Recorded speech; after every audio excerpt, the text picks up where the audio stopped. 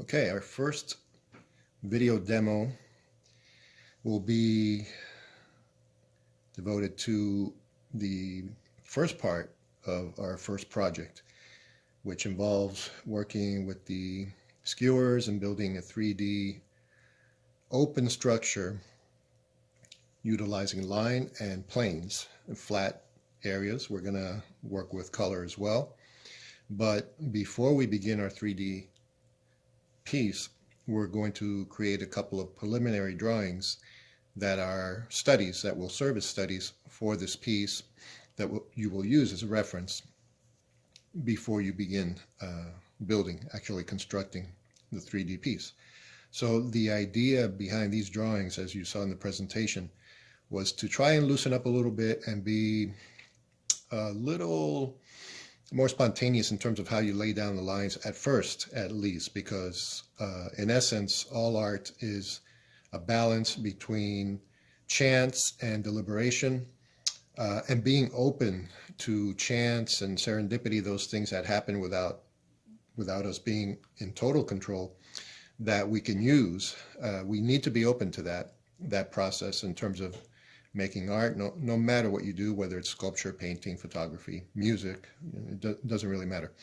So that's why I would like to approach these drawings in this manner, beginning with paper, pencil, and a ruler, and basically just laying down lines spontaneously, randomly, without really worrying about it too much. And these lines in one or two of your drawings should fill the space and extend from edge to edge. And right now, as you can see, I'm just laying down a series of lines.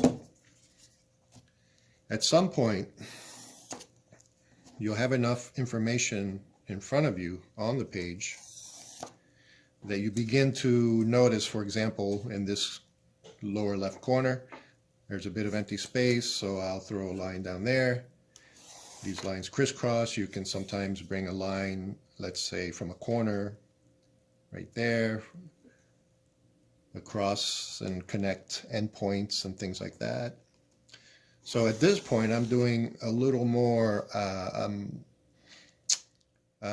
exercising, a little more control over the decisions and where I put my lines. So this is the part where you begin to respond to the information that you have on the page, and deliberation kicks in.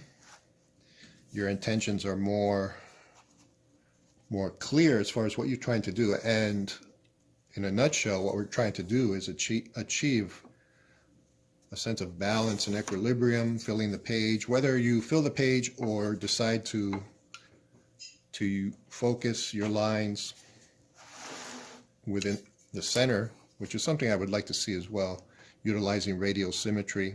In all of these drawings, you should be exercising and using some form of symmetry, asymmetry, symmetry, and radial symmetry. All of that has been explained in the presentation. So it's kind of a multifaceted project. And we're making choices based on what's in front of us and trying to achieve a sense of balance and equilibrium, which is basically what we're always trying to do when we're working, producing a work of art, to lend it a sense of form, a sense of completion, structure, unity. Let's see if I can line that up. Okay, so this little line over here, once I tear this out, this is perforated, so I'm not too worried about that upper edge. It's a perforated drawing sketch pad, and I can just tear that out if I wanted to.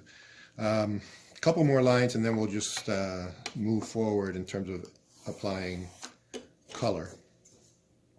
So there's something going on here that starts to suggest radial symmetry, lines that are extending from a hub or central point over here as well, a little more clear right here.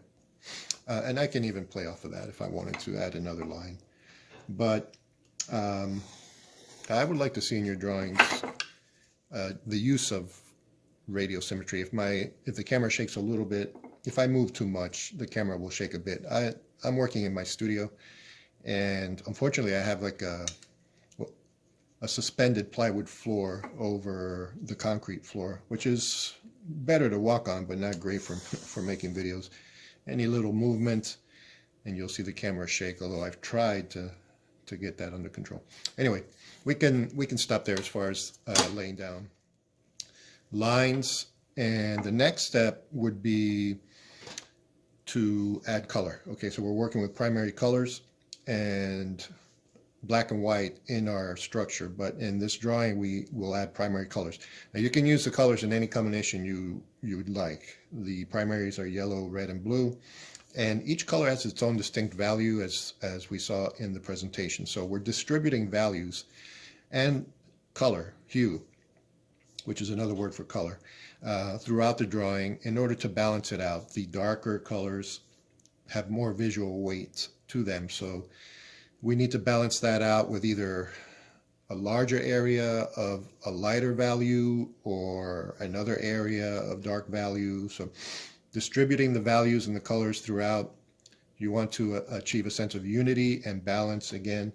And remember that the lighter values tend to recede, and they are lighter, appear lighter in terms of their visual weight, and the darker values appear to project and have more visual weight to them, so we need to balance it out. So I'm going to grab a brush. Off to my right I have a paper palette, some colors laid out, and begin filling in some areas. I'm not going to do too much here. This is really just a demonstration. I have a round brush. You can use a flat brush. I might use them both, and the flat brush, if I were to use a flat brush, I would use that front edge to try and work along the edges. We want to be neat with these and stay within the lines that say. I know this is for the purpose of this project to keep these the visual relationships and the formal relationships within the drawings clear.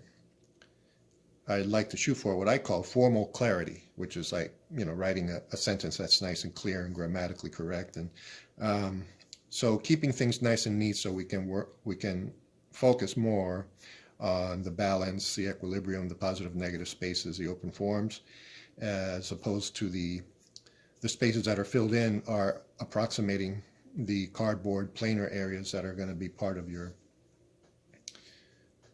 structure. So let's try and keep these neat. And I'm going to start with yellow and just lay out some small areas. And you can see how light that is. This is like a lemon yellow, a cool yellow, which is a little on the green side, the green undertone.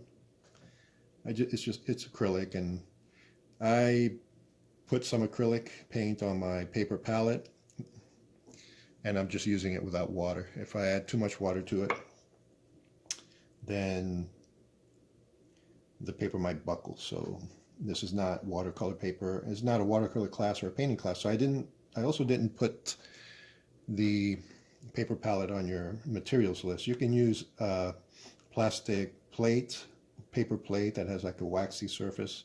It's basically the same idea. But if you wanted to, there are going to be some optional materials that I'm going to talk about or have talked about during our first session. And paper palette, disposable palette paper, however you want to call it, is one of those optional items, because we will be painting a bit in this class. So that's one section. So let's, intuitively, I guess I would want to distribute the yellow to another area, be on the opposite side, maybe up here. And again, as you lay out your colors and values, you're shooting for balance, a sense of unity, and you'll become aware of the fluid nature of this process. Once you put down a color in one section, you'll kind of feel your way through it and say, well, I think I need that color over here to balance that out. But then as you proceed, if you lay out several other areas of color, you might have to go back and add another one another yellow. Let's say if you were working with blues and reds, then eventually maybe modify what you did with the yellow. So, and maybe even fill in with white and get rid of the yellow. So what I'd like to do there is just stop, because again, this is more about demonstrating the process, less about trying to achieve a finished piece. And I'm trying not to move too much because of this camera. Well, I can see it when I reach over. And let's lay down a red over here for starters. The paint is dry right out of the tube. It's also at its full intensity right out of the tube. I'm not adding white or anything to it, so let's just work with that. That way we can work with it, their intrinsic values.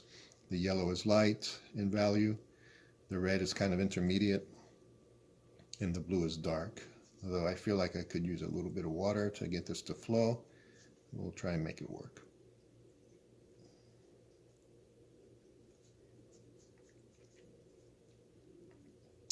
It's drying kind of quickly. The heat is on in my studio, so it's drying up somewhat fast. Acrylic tends to dry fast. So everybody's probably used acrylic water cleanup. You use water to clean it up, dilute it a bit so it can flow better. Try not to get the acrylic paint on your clothes, because once it dries, it won't come off. This is like plastic. It's acrylic polymer emulsion with pigment. If you get it on your skin, that's easy to clean off with warm water and soap. But if it gets on your clothes, that's another story. If you let it dry on your brushes, that's not good. Your brushes will be ruined. So be careful not to let the acrylic paint, dry on your brushes. Clean off your brushes after each use. And that's a good habit anyway, whether you're working with oils or acrylics.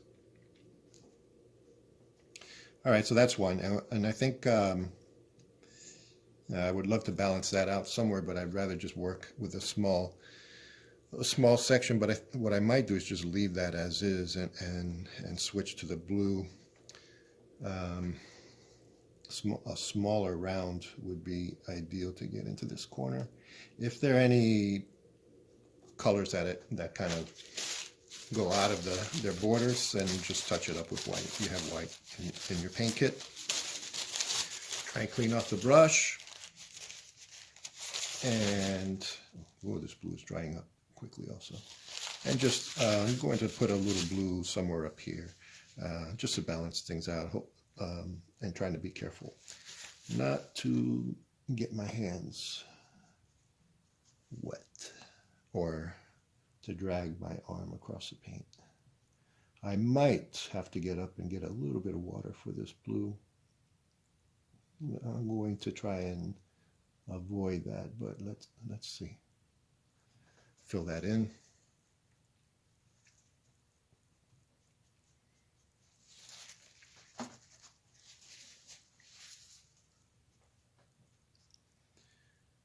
Okay.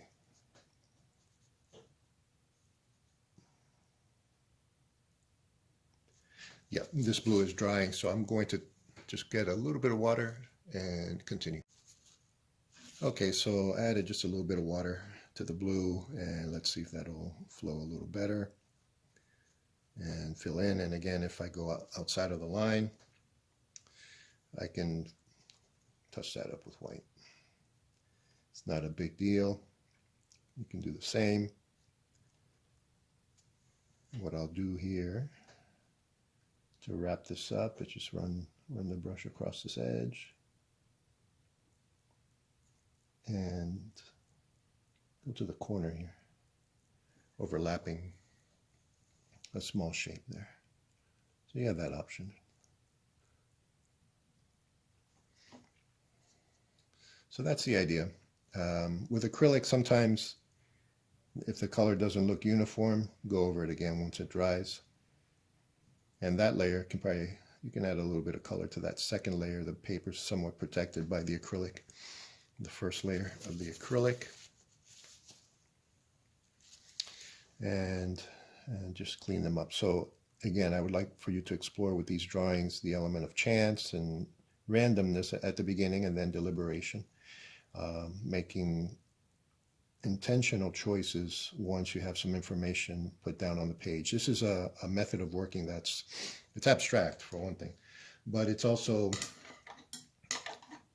typical of abstraction in that we're responding to the information on the page. We're not looking at something as if we were drawing a still life. We're not looking at a setup and basing our drawing on what we see.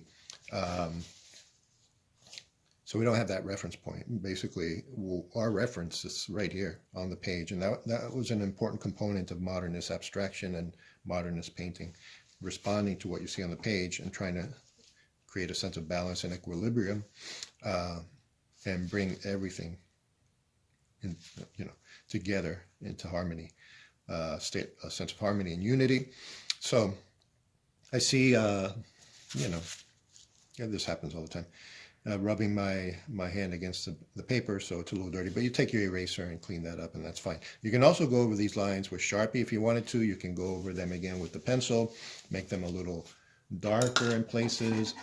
Once you begin to make a line darker, it has the same effect as using the darker values, the darker colors, making a line a little thicker and darker. It reads as being heavier, and it projects visually, and the lines around it recede visually. So you begin to achieve a sense of pictorial space, a sense of depth, okay, push-pull.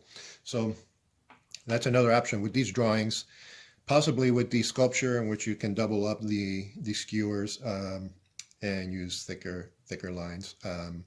So it's an option. But in the drawings, I think it's an easier option to utilize, and it makes the drawings more dynamic in terms of the sense of space, pictorial space that's created. Okay, so that's pretty much it. That's the idea for part 1 of project 1. Several drawings, 3 to 4 drawings, exploring different elements of symmetry. This is asymmetrical with some radial symmetry components within it. And then distributing your primary colors for the sake of balance, establishing balance and unity.